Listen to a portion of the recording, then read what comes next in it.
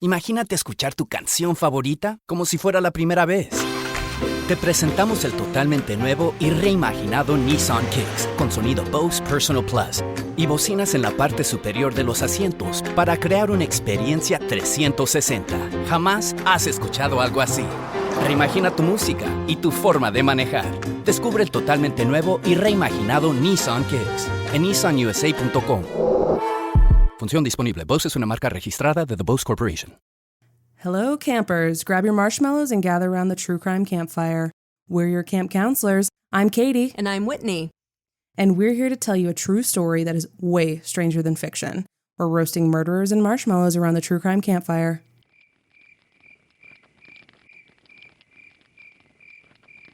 As Abe Lincoln once said, or possibly some guy named Peter Drucker, depends on who you ask, the best way to predict the future is to create it. But for a lot of us humans, that's a little too loosey-goosey. We're not big fans of the unknown, and we tend to seek out people who claim they can tell us what to expect from the future. Americans, for example, spend billions a year on psychics. A lot of these are legitimate business people who genuinely want to provide counseling and comfort for their clients. But there's also a bustling trade in psychic fraud, run by people who have no qualms about taking advantage of you at your most vulnerable and desperate. Today, we're going to tell you about two of those cases. This is Bad Fortune, two tales of psychic scammers.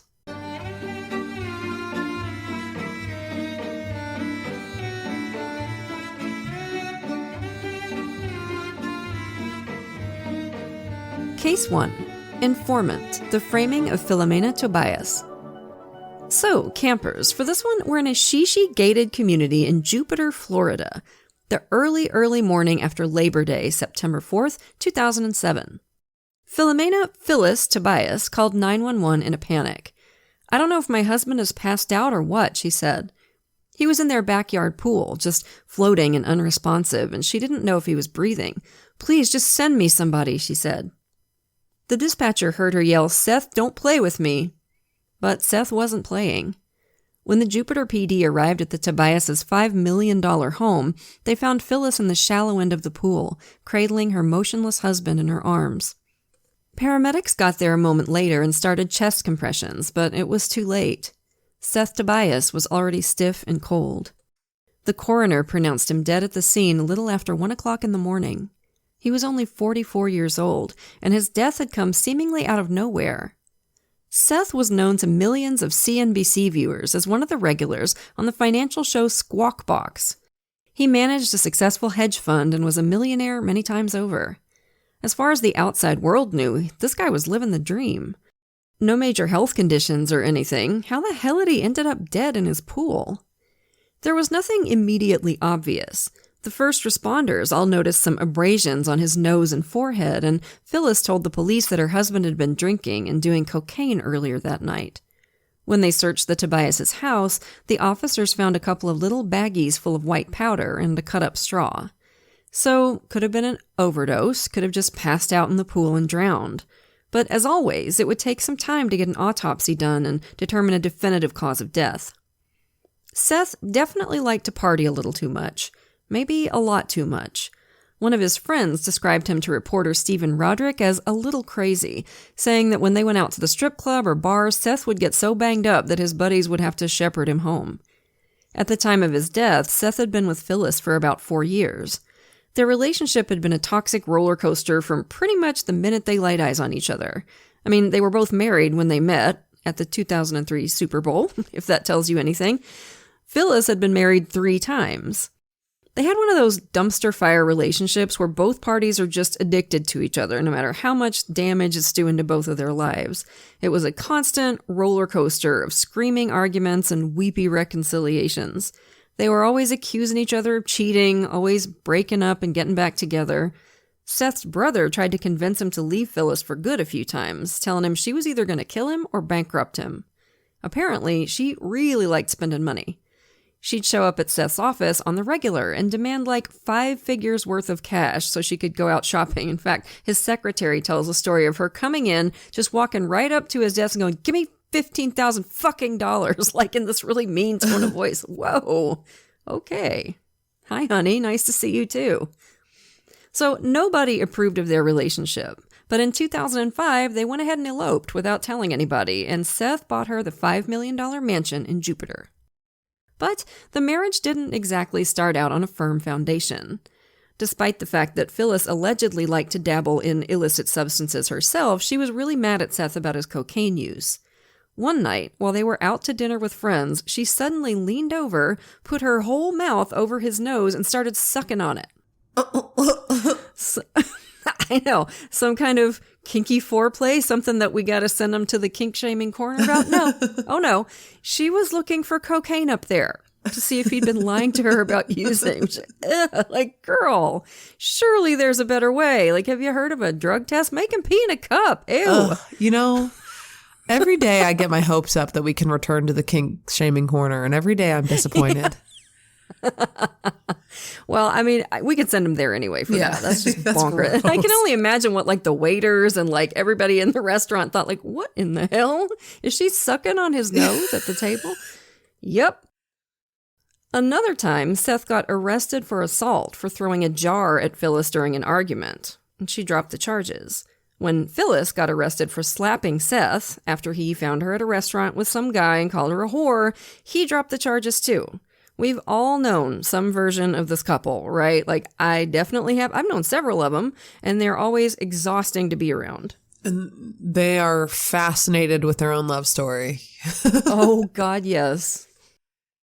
Shit hit the fan in the spring of 2005 when Phyllis allegedly found evidence that Seth was having an affair. She did not take it great, as many of us wouldn't.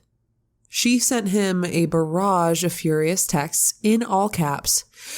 You are not capable of stopping to drink or doing your coke or being honest. I hope you get AIDS with all the whores you fuck too.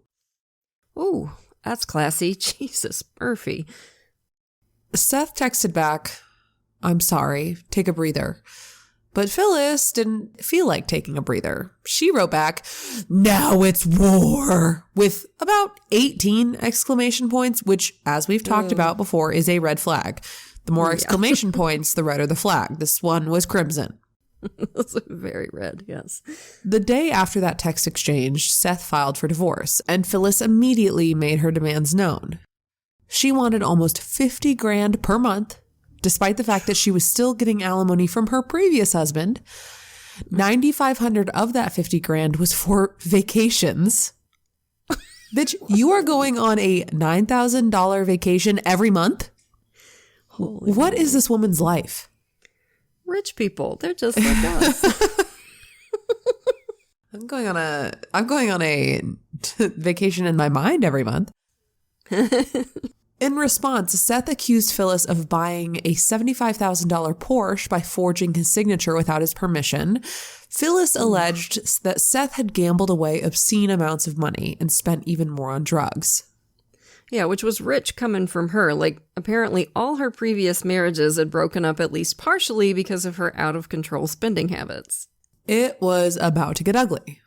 But then they got together with their lawyers for a come-to-Jesus meeting to hammer out the settlement. And before the lawyers could even say anything, Seth and Phyllis were falling into each other's arms and vowing eternal devotion. Back together again. That's beautiful, man. God, their attorneys must have been rolling their eyes so hard. Can you imagine? Get out of my office. I hate you both. They're attorneys. They're friends. Can you imagine? Like you thought, oh, okay, finally we can, have our friend back without the high drama. And now the high drama's back. Maybe your friend is the high drama. Maybe that's the solution. To help cement their reconciliation, Seth bought Phyllis a fabulous new house in Jupiter. Spanish-style mansion, big pool out back. Everything should have been peachy keen, right? But there was a new character in Phyllis's life that was about to come stomping through her marriage like a bull in a china shop. His name was Billy Ash, and from his website, askbilly.com, he sold himself as a psychic advisor for the low price of $3.99 per minute. The website said he'd won all kinds of psychic awards. Apparently, those are a thing that exist. including Best Psychic at the Las Vegas Psychic Convention. So do they have to call you up and let you know you've won the Best Psychic Award, or do you just know? They astrally project it to you.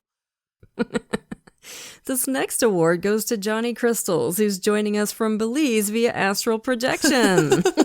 Or from his prison cell where he's serving an 18-month stretch for fraud. Yeah, that's more likely. Billy claimed he'd been the personal psychic advisor to the likes of Sarah Jessica Parker and Nancy Reagan. One time, supposedly, he sent her a necklace he said Nancy had given him as a thank you for a reading. Psychic to the stars. And Phyllis was all over it. Before long, she'd hardly make a move without Billy's approval. She was spending roughly $2,500 a month on readings. And she wanted her hubs to start consulting with her psychic friend, too. Seth wasn't super into the idea, but he did give in and call Billy a few times. And one afternoon in 2006, Billy called Seth up at work and demanded $156,000. Those few little chats they'd had, Billy said he'd added up the bill and it was time to pay up. Seth was completely baffled by this, so he got in touch with his attorney, and the attorney sent Billy Ash a letter. Basically, dude, stop contacting my client. He doesn't owe you shit. Your website says $3.99 a minute, for God's sakes. According to Seth's attorney, Mr. Ask Billy didn't take this well. He implied that if Seth didn't give him his $156,000, he'd be forced to go public with all Seth's dirty laundry. Everything he and his wife had confided to him during their little psychic gab sessions. Now, I don't know what he was referring to exactly, but I do know Seth was fond of hard drugs and drinking, and I know he'd been arrested one time for throwing a jar at his wife. How would Seth's investors feel about all that? Now, we should be clear. Billy Ash denies that he did this, okay? This is an allegation, according to Seth's attorney, but I believe the attorney, and you're going to find out why. So, obviously, Seth cut off all contact with Billy at this point, and he told Phyllis all about the extortion attempt. And for some banana pants reason, Phyllis still kept consulting Billy for his psychic expertise, after he tried to flip and blackmail her husband. So, as you can imagine, this stuck right in Seth's craw. I wouldn't mind, too. They went back and forth like they always did, with a couple crazy fights where the po-po showed up, and through the whole thing, our girl Phyllis kept in close touch with Billy. Don't give up on your marriage, he told her. And as a thank you for his steadfast support, Phyllis sent him a $10,000 watch. Ugh, God. I just cannot. Finally, in the fall of that year, Seth decided he was done with their marriage once and for all. Phyllis had promised him she'd cut off contact with Billy, and he found out she was lying. If she couldn't show him some loyalty here and show enough good judgment to get this fake psychic extortionist out of their lives, he was out. He wanted a divorce. Now, this was in August of 2007, and a few weeks later, Seth Tobias was dead. And a week or so after Seth's death, his brother Sam Tobias got a phone call from Billy Ash. Sam had never met Billy before, or apparently even heard of him. Billy told him he'd worked for Seth and Phyllis as a personal assistant, didn't say anything about being a psychic, and he had a disturbing story to tell. Phyllis, Billy said, had murdered her husband. She crushed up a bunch of Ambien and put it in his spaghetti sauce. Sam was stunned. How did Billy know this? He demanded to know. Well, she told me, Billy said. Sam Tobias didn't know what to make of this guy or his bombshell of an accusation, but the next day he got his attorney on a 3-way call with Billy Ash and had him tell the story again. After the call, Sam made a call to the Jupiter PD. They sent a couple of investigators to take a statement from the online psychic. And then, a few weeks after Seth Tobias's death, his loved ones got together at an attorney's office for the reading of his will. Seth had made the will back in May of 2004, a year before he married Phyllis, and for some reason, he'd never updated it to include her. As written, Seth's will divvied up his $25 million estate between his brothers, his parents, and a few friends. But here's the kicker. In Florida, if you don't update your will after marriage, that makes the document null and void and makes your surviving spouse your sole beneficiary.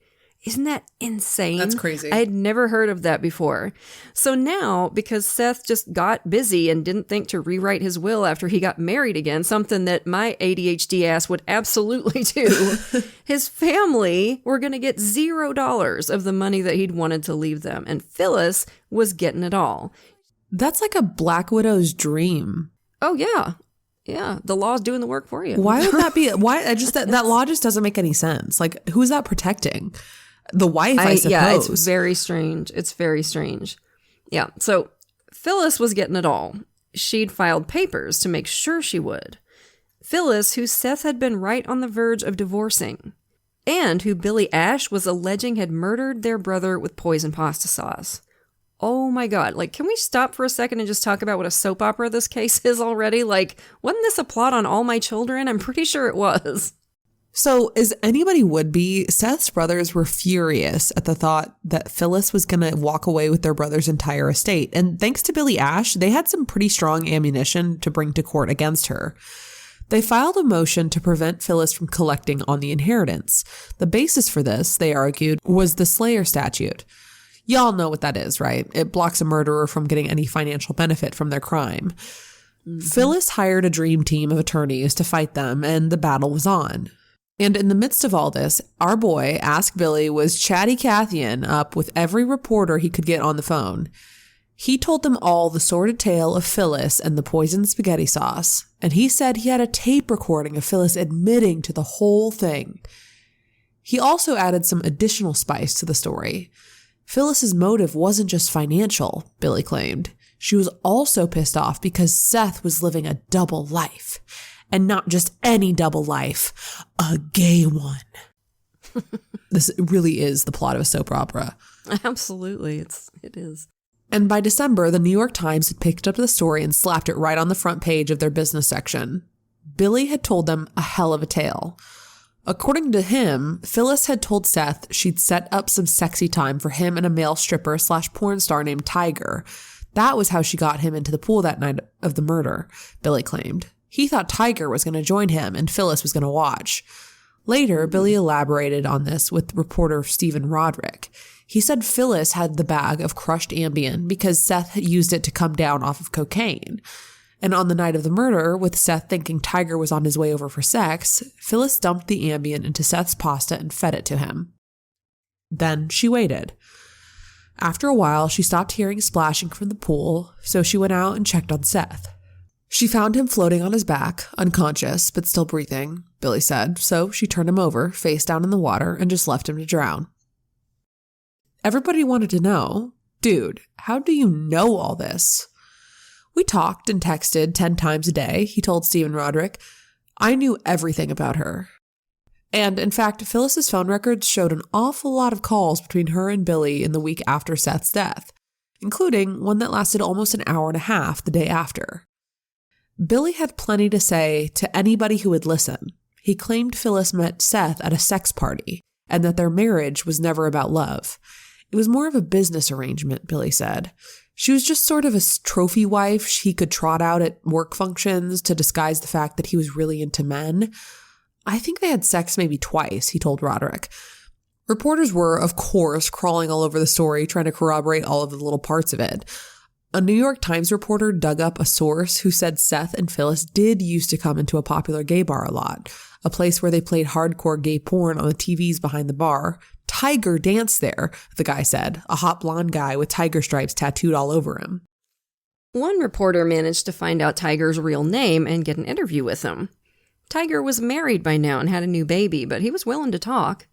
At first, he claimed he didn't remember Seth Tobias, but once Billy Ash and his murder accusations really started hitting the media, Tiger changed his story.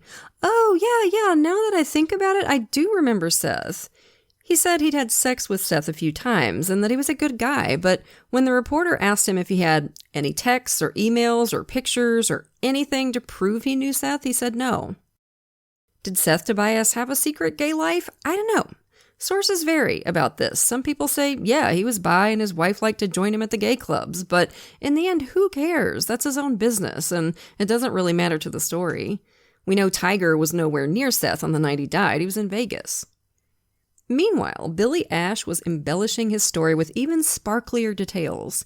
He told the Daily News that Phyllis had paid a lady named Madame Simbi Maru, aka Mama, $100,000 to put a hex on Seth before he died. Mama, of course, was a voodoo priestess. Nobody ever managed to track Mama down, though. Just another dead lead, courtesy of Mr. Ask Billy, internet psychic. For her part, Phyllis vehemently denied murdering her husband. And interestingly, despite the bombshell Billy's story was for Seth's family, the investigators never put much stock in it from day one. Part of that was because a lot of it just didn't add up for them. And part of it was because Billy had some supersized skeletons in his own closet. He was a convicted felon who'd gotten in hot water for fraud on multiple occasions. And some of the stuff was gross, like while he was working at a counseling center for people with AIDS, he called up the National Enquirer, told them he worked there, and then made up a story about Tina Turner being a patient there. Oh my God. Like, what an asshole. He'd also once scammed a bunch of vendors out of thousands and thousands of dollars worth of goods and services by telling him he was a party planner, throwing a shindig for the guy who owned the Miami Dolphins, and of course he stiffed them all on the bill. He'd also allegedly worked with legendary Hollywood Madam Heidi Fleiss running an escort service. Called himself Mr. Madam. Like Mr. Mom, I guess.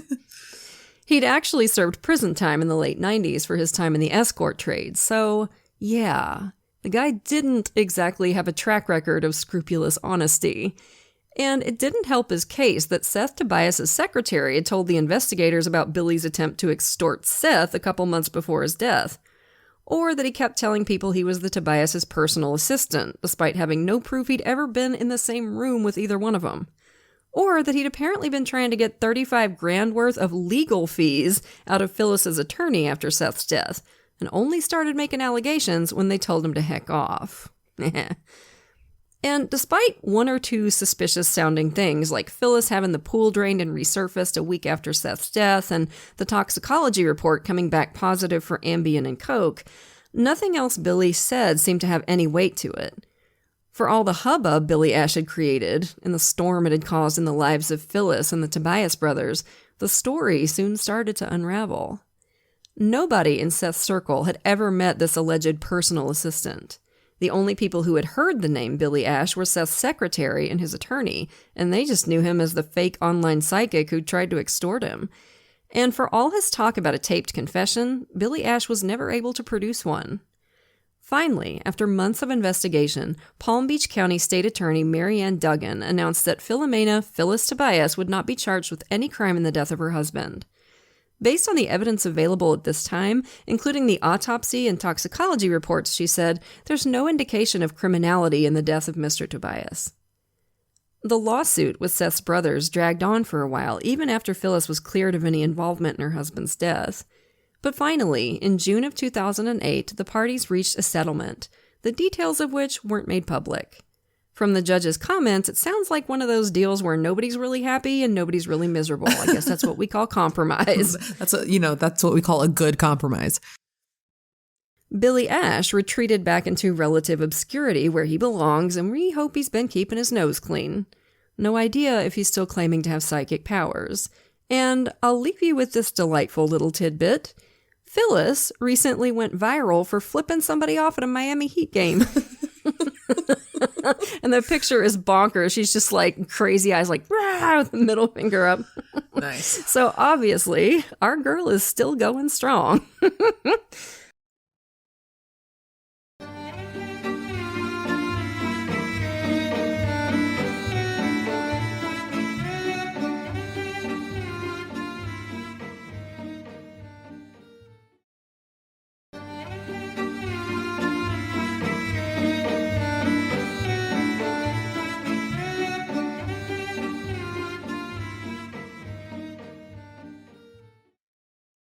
Okay, so moving on now to case 2 about another psychic who really should have seen the storm clouds coming.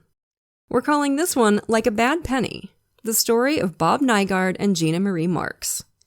For this one, we're in Boca Raton, Florida, where Private Eye Bob Nygaard had a problem.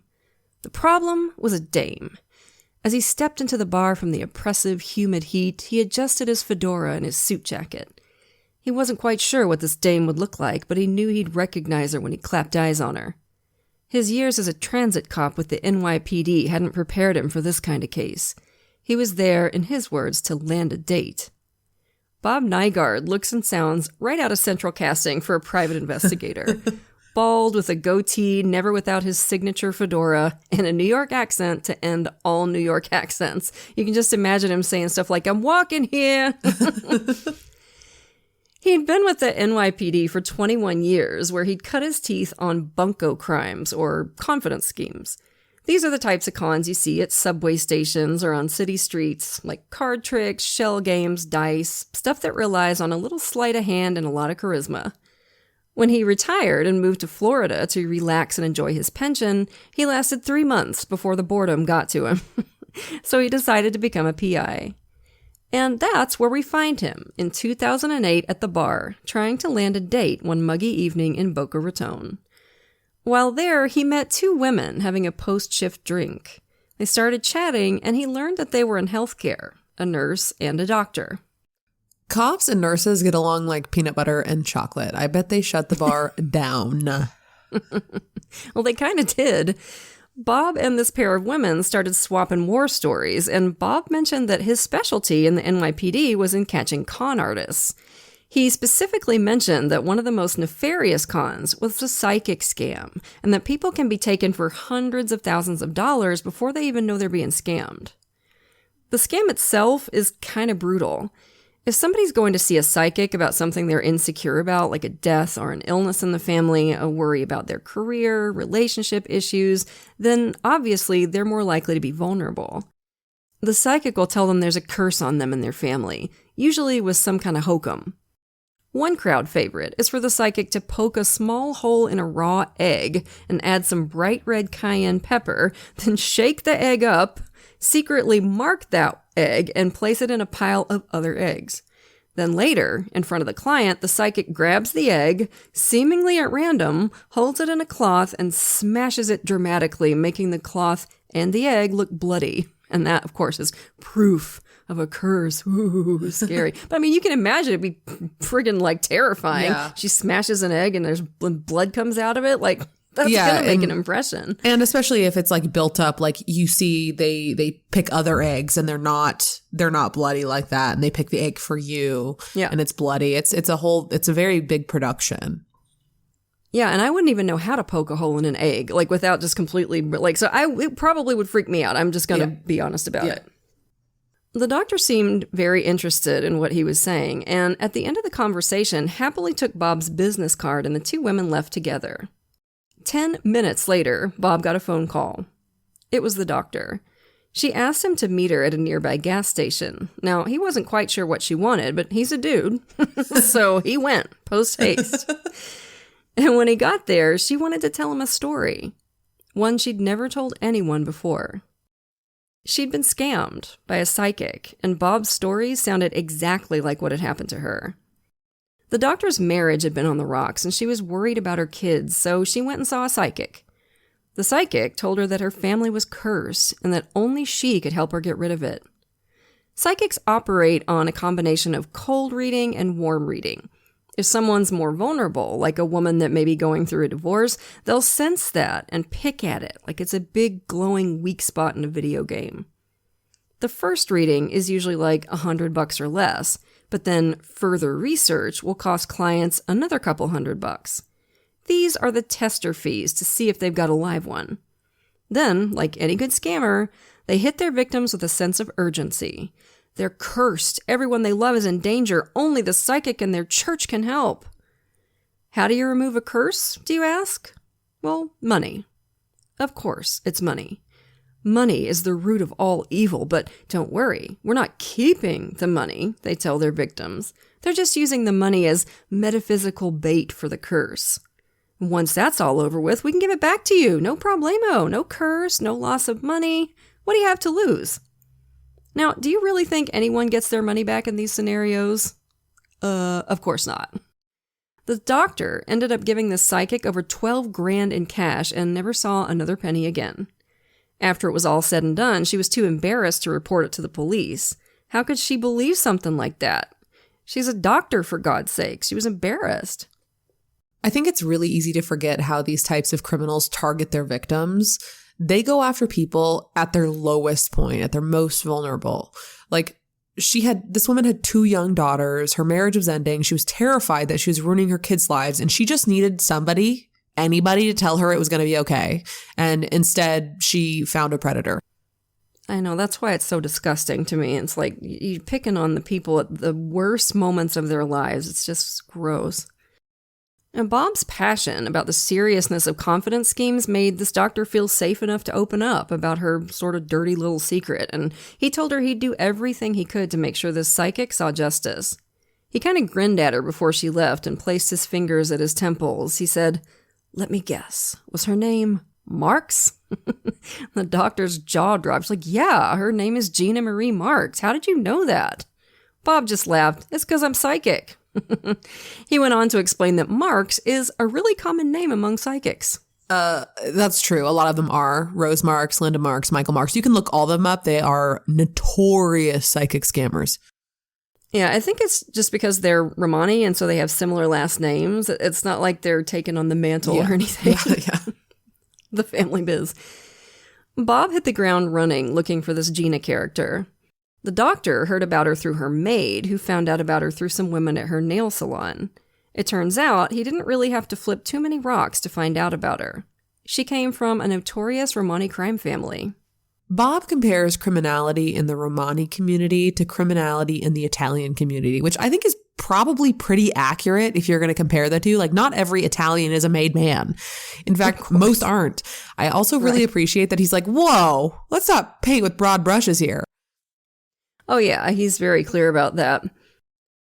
So Gina Marie Marks had been mixed up with the police before, but had been given a slap on the wrist as long as she gave the money back. No real consequences, and that didn't account for the people who were too ashamed to come forward. Nothing that prevented her from doing it again. Her lawyer, Jim Lewis, I swear to God, called her a life coach for women. Wow. Thanks, Jim. Why don't you life coach these nuts? So anyway, being a bad psychic isn't a crime. You can take money to make bad predictions all day long and not get arrested for it. But when you take money, promise to give it back, and then don't, that's a problem. In Florida, theft of over $300 is a third-degree felony. Unfortunately, psychics tend to deal in cash, so that's an additional layer of difficulty in prosecuting them. Bob gathered all the women at the nail salon and found out they'd all been scammed by Gina as well. Between all 6 victims, including the doctor, Gina had stolen $65,000. One victim, who's a professional athlete, spoke to one of our sources on this case, Pink Collar Crimes, on the condition of anonymity. She called herself Val. Her pet bird, by the way, spent the entire interview on her shoulder. We love Val. Anywho.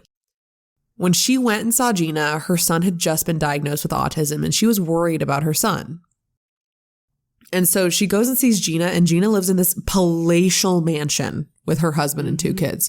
So Gina glommed onto the fact that Val was worried about her son and told Val that her son was cursed. Oh. Gina gave the woman a blessed banana that her son could eat and would be cured. I know. Sorry, it's hard to swallow. Banana. It's hard to swallow. It's hard to swallow, but it's when you're a mom They're and good you're at scared, it. These they're people are good. good at it. Yeah. It's unbelievable. Gina demanded that Val send hundreds of dollars of gift certificates to her to help God heal her son. And when Val would question why, Gina would tell her that she was putting her son's well-being in jeopardy. Evil bitch.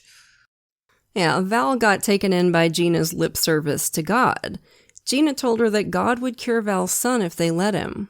A lot of psychics do pretend to have connections to the Christian God to prey on people's faith. It's just another way to get people to let their guards down. A lot of religious people might associate psychic practices with Satan, but if their powers are approved with God or the church, then they must be true. Throughout this entire process, Val was slowly cut off from her support system. She was told not to mention it to anyone, lest it jeopardize Jesus's definitely real holy plan for the gift cards. Why would friendship interfere with anything Jesus is doing? Wasn't friendship Jesus' whole thing? He had 13 of them. He was making friends all over the place. One of them liked him so much she washed his feet with her hair.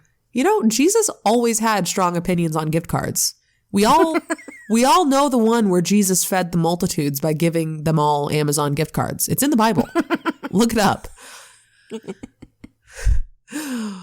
Once Val ran out of money, Gina ghosted her. And without Gina breathing down her neck every day, Val could text her friends. And turns out they all got. Oh, boy. And Val was furious. She called Gina up and told her that if she didn't give her money back right away, she'd call the police. Gina said, okay, I can give you some money back, but I haven't picked it all up from the church yet, so I can't give it to you now. Which, do you have a car? Drive to the church. Val agreed to meet Gina at her house to pick up the money. Val told one of her guy friends about the plan, and he was so freaked out for her that he said he wanted to go with her and that he'd hide in the trunk in case something went wrong. That's a good dude. I know. So Val drove up, friend concealed in the trunk, to Gina's house. Gina answered her door and handed Val a bag containing just a fraction of the money Val was owed. When Val went to walk away, Gina said, I'll call you when the rest of the money is ready. Yeah. Oh, sure. Not fucking likely, right? Yeah. Anyway, armed with this new information, Bob felt like he could present the case to the local authorities. The investigator felt that Bob did good work and sent it up to the prosecutor's office. Unfortunately, the prosecutors told the investigator that they'd make Gina give the money back and they could settle out of the court system. Bob was really frustrated, but if you've seen any film noir, you know you can't keep a good PI down, especially if he has a good dame by his side. The doctor that tipped him off to Gina's scam in the first place refused to settle. Good for her. Fight, fight, fight. Yes. So with that, the investigators were able to get a warrant out for Gina Marie Marks' arrest. When they went to go put the habeas corpus on her, though, she was in the wind. Her lawyer did call the police to tell them that she planned to turn herself in after the holidays, which she did. Her lawyer is unbelievable. I never really understood why that's allowed. Get your ass back here. I'm sure your victims wanted to use their freaking money to give their families a nice Christmas, and instead you're using it to do God knows what for the holidays. She's just life coaching. She's a life coach, Katie. That alone is a little bit of a red flag for me. You show me as somebody who's calling themselves a life coach, I'm going to show you a hot mess. Not always. I'm sure there are exceptions. Sure. But most of these people, you got no business giving out life lessons. It's just a unsupervised way of trying to be a therapist. Is being a life right. coach. I have no qualifications for this, but I'm going to charge you for it anyway. Yeah. So, yeah. But, blah, blah, police resources, yada, yada, nonviolent crime, blah, blah, blah. I guess that's why they let you just turn yourself in after Christmas. Ugh. But I agree. I don't see why she should be allowed to have a nice holiday when she's robbed all these people of theirs. Screw that. Gina pleaded no contest to grand theft charges. She was sentenced to probation and had to pay her victims back in full. One condition of probation was that she could not offer psychic services to anyone. One thing about con artists is they don't know how to quit. They've got a very specific set of talents, and they're going to use them to steal your money. A couple of months after the conviction, another doctor calls Bob up and tells him that his sister has paid Gina Marks more than $300,000. God, that makes you want to throw up. Oh, my God. Bob told the state attorney right away, and because he'd done so much prior footwork, they could bring her in. She was charged with fraud and violating probation. She was ordered to pay restitution again and sentenced to 18 months in prison. She only served half that before being released. In the meantime, Nygaard Investigations had gotten the reputation for investigating psychic scammers. To this day, he's one of the world's premier investigators on those type of cases, which I just love. I think that's we so love great. Bob. Shout out to Bob. He's passionate about it, too. You can tell when you listen to him talk. Yes. It would be 5 years before Bob Nygaard heard from Gina Marks again. He got a call from a woman in Maryland who told him she'd been scammed by a psychic named Natalie Miller. After doing some background, his jaw about hit the floor. It was Gina Marie frickin' Marks. Before he could really get any feet on the ground, he heard from one of his confidential informants that she'd moved again. She moved around quite a bit, wonder why, to Arizona, California, New York. He felt like his best source was the one who pointed him to New York, so he headed in that direction. Once he got there, though, he realized he just missed her. Gina had gone to ground, but just like the bad penny, con artists have a tendency to pop back up doing their thing, so he knew all he had to do was wait. And it didn't take long. One of his CIs called him up and told him Gina was flying from Miami to Barcelona. So Bob booked a ticket from Miami to Orlando so he could get through security, and he hauled ass to the airport. While he was on the way there, he called up his contacts at the Miami-Dade police to let him know. They said, "Go ahead, let us know when she's at the gate and we'll snag her." It's a caper, I love it. Bob got to the airport and followed Gina and her husband through security. He was about 10 feet behind her the entire time. When he called up the police, they told him that the warrant hadn't been confirmed yet because it was coming from Maryland. It needed to be confirmed between the two departments before it could be issued. So he's in the airport. He continued following her, but as he tried to get through security, the person in front of him got his bag stuck in the x-ray machine. It's like Murphy's Law. There's always one guy at the airport, that's like never been outside before and can't figure out how it all works. Yeah, it doesn't help that TSA changes their rules at every airport depending on the day. Do I put my laptop in the tray? Do I take my shoes off? Do liquids need to be removed from my bag? And they say it like it's common sense. And as someone who travels a lot between the same airports, it's not. They change every day. You all right, bub? No. Okay. Anyway, Bob gets to the gate Gina's supposed to be at. Her flight's about to board, and she was not there. Her husband is, but she is nowhere to be seen. Bob's heart stopped for a moment, but then she showed up and sat next to her hubby. If this was a different type of story, Bob would be doing a romantic soliloquy right about now, but it's not. So the Miami-Dade police eventually did show up and put the habeas corpus on our girl. Oh, last second before she got on that plane. Yeah. She pleaded guilty to more fraud charges and was sentenced to 6 years in prison. She should be out by now, I believe.